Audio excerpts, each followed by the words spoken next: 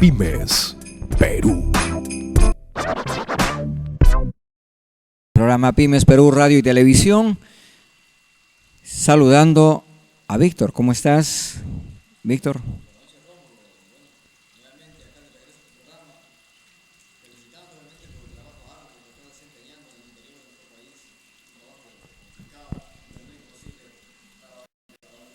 Que se desempeña en su campo, que lo conoce. Bueno, queremos escucharte, pues, ¿qué comentarios nos tienes tú de tus días que has estado fuera de la capital? Queremos escuchar cuáles son tus trabajos, tu desempeño que has venido desarrollando en el interior del país. De acuerdo, antes que todo reitero el agradecimiento, lo hacen muy bien el trabajo.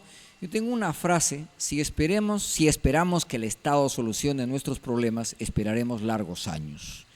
Y lo digo esto ya como una especie de un resumen de todos los recorridos. En esta vez nos ha tocado recorrer Ancash. Es una región con una población aproximadamente de 1.200.000 habitantes, con una extensión de 35.826 kilómetros.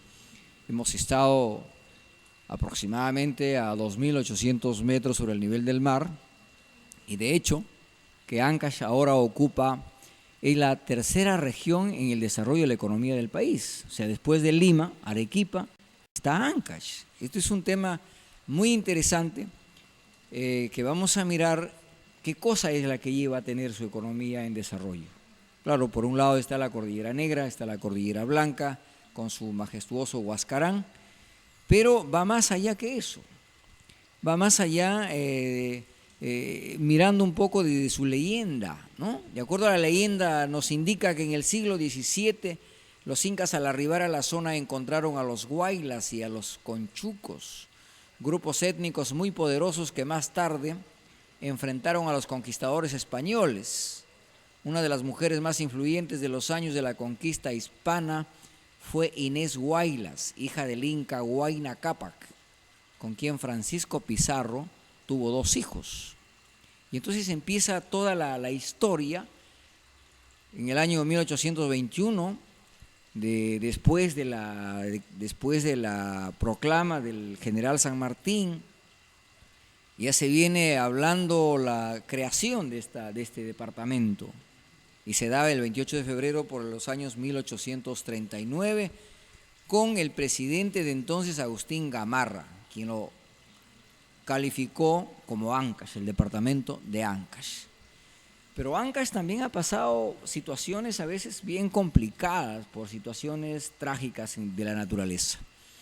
Encontramos que en el siglo XX, en el año 1941, destruyó parte de la ciudad de Huaraz. En el 1962 desapareció Ranraírca. Y finalmente el 31 de mayo del 70, el terrible terremoto y el aluvión destruyeron varios pueblos. O sea, como comprenderás, tiene una historia importante, pero también tiene una historia de dolor. Tiene una historia obviamente de dolor, pero los días que se encontraba por la zona, pues, ¿cuáles son las situaciones del pueblo? ¿Qué es lo que realmente el pueblo está esperando? ¿Qué sectores son más en estos tiempos, pues, que están encaminados en qué rubro, obviamente, en esta región de Ancash, teniendo en cuenta, pues, que es una región, como acabas de mencionar, que lo sigue a Lima? Entonces, ¿cuáles son los principales problemas que lo tienen ellos? Sí, es bueno comentar cuánto hemos recorrido Ancash, porque Ancash es Yungay, Caraz, Recuay, Huaraz, Caroaz, Chimbote y Guarmey. Nosotros a la fecha, y ya trabajando en la práctica con los agricultores, estamos en Guarmey, en Guarmey, en Huaraz, en Caroaz, en Chimbote. Son los lugares donde ya estamos trabajando. Específicamente ahorita, ¿qué sectores se está trabajando ahí? ¿Con el sector agrario? Principalmente es el sector agrario, en el caso esparraguero, en el caso de la páprica, y ahora el trabajo que hemos ido a desarrollar está vinculado al melocotón y, claro, a algunos otros productos agrícolas. Pero mirando un poco la economía, porque para poder interpretar, digamos, el por qué unos crecen y otros no, porque hemos encontrado situaciones de suma preocupación. Empezamos a analizar en nuestro recorrido la economía en sí de la región. Actualmente tenemos una minería importante, grande. Ahí está Antamina, está Barrick, Pierina, quienes desarrollan la minería del oro, del zinc, del hierro, carbón, cobre y plomo. Estamos hablando de grupos grandes que aportan sumas importantes de dinero a través del canon al gobierno regional. Y, claro, Y entonces tú me dices, ¿pero cómo están? Yo te digo que las ciudades principales están en un desarrollo importante.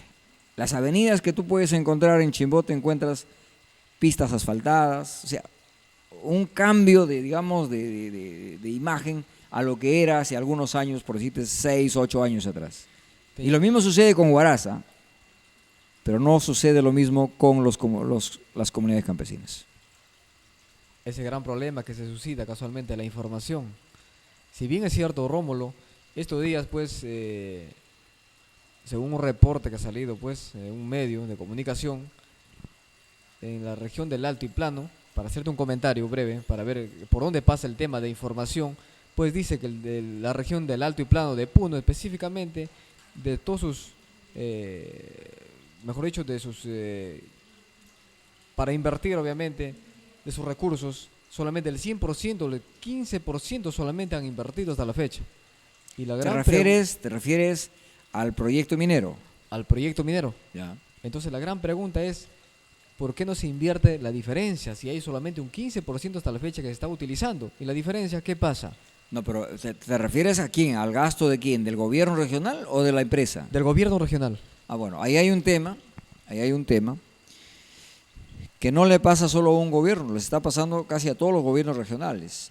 La capacidad de gasto obedece a dos cosas. Uno, a un nivel gerencial óptimo que entienda la realidad, digamos, de cada lugar y ejecute los proyectos de manera objetiva y con un manejo razonable y cuidadoso de los fondos. Ese es uno.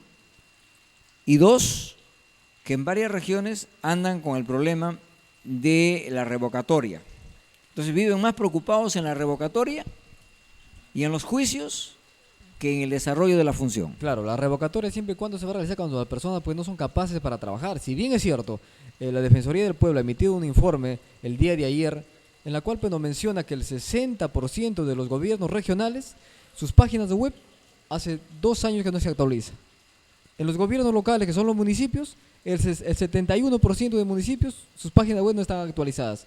Es ahí el gran problema de información. O sea, yo como ciudadano, obviamente yo tengo que informarme, me tengo que meter a sus páginas y me doy con la gran sorpresa, pues, que no tengo la información actual, no sé qué proyecto está realizando. ¿Por qué temer no actualizarse la información? Entonces, ¿qué es lo que está pasando? Casualmente puede ser consecuencias de eso, estas manifestaciones que acontecen. No hay una información coherente para la población. Yo creo que las manifestaciones, anoche mismo yo veía una manifestación en la noche, golpe de 7:30 de la noche en Caruás, de un grupo de gente que quieren sacar al alcalde.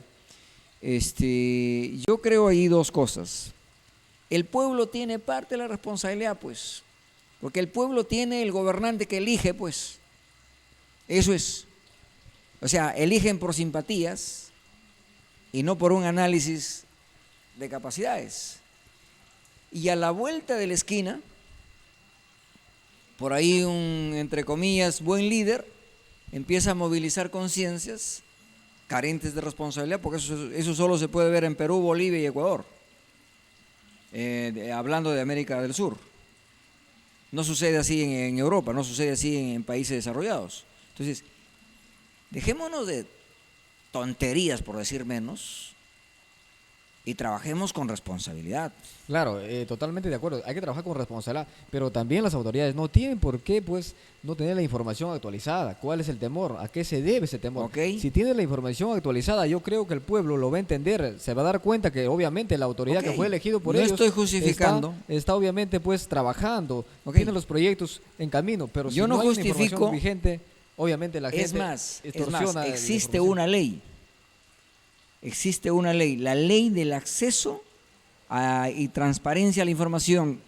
Existe una ley. ¿Y qué pasa entonces como yo voy a reiterar y lo voy a decir nuevamente, desgraciadamente diría yo, el Perú pues se caracteriza por exportador de normas jurídicas, como se puede decir, pero no somos administradores de las mismas. Es el gran problema. Tenemos normas, leyes, reglamentos, creo que de sobra. Por pero eso, desgraciadamente lo digo yo, no se aplica como tal. Por eso, es lamentable. Por eso vuelvo a donde estamos.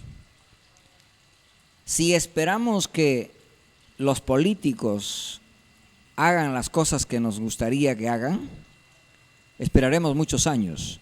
La solución está, mi querido Víctor y amigos televidentes: organización, integración, liderazgos efectivos, un liderazgo transparente, visible, guía real.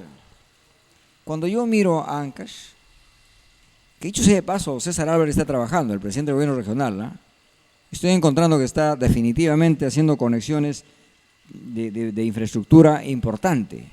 Claro, está con no sé cuántos juicios. Eso no me toca, no lo sé. No he investigado eso. Yo he ido a ver lo que son los instrumentos para el desarrollo. Y claro, yo miro allí el Valle del Santa, que me parece interesantísimo. Ahora lo vamos a ver en un video del gran proyecto que está manejándose ya 45.000 hectáreas en producción agrícola.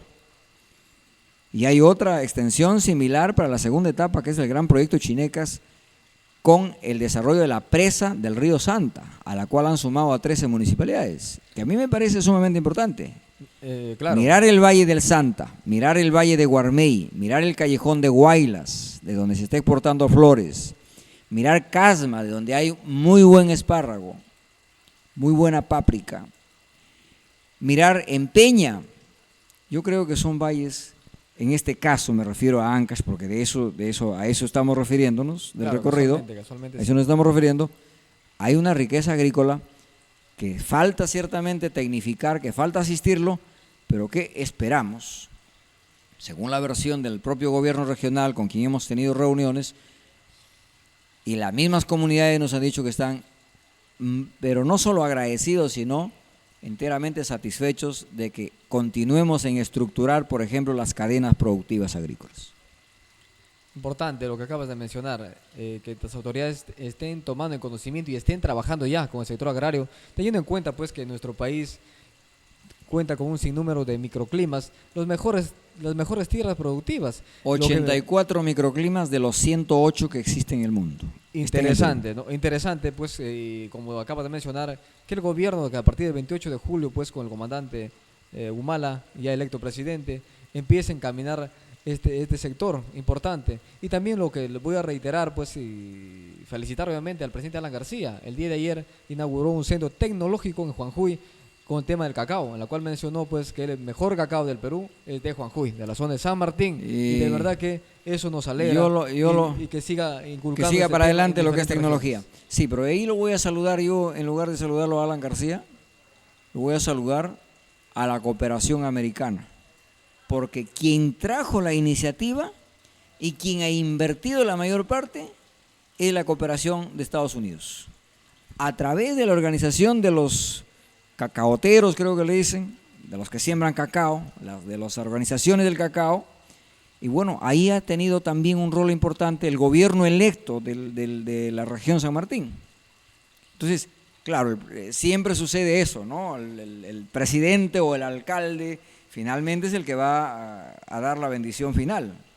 Pero hay gente que ha trabajado, por eso vuelvo a repetir, si nosotros empezamos a actuar con los líderes, las organizaciones que están en el lugar, más adelante va a venir sin que lo inviten el presidente de la República, el ministro, va a venir el alcalde, va a venir el gobierno regional, el presidente, porque ya lo trabajaron. Pero mira, qué tan importante que esa región, obviamente, tú y yo lo conocemos, esta región complicada, años atrás, por la siembra de la hoja de coca, que se esté obviamente cambiando por un producto importante, que ya no hay ningún problema sembrar el cacao, es un buen producto, que hay mercado. Entonces, yo... Pymes Perú.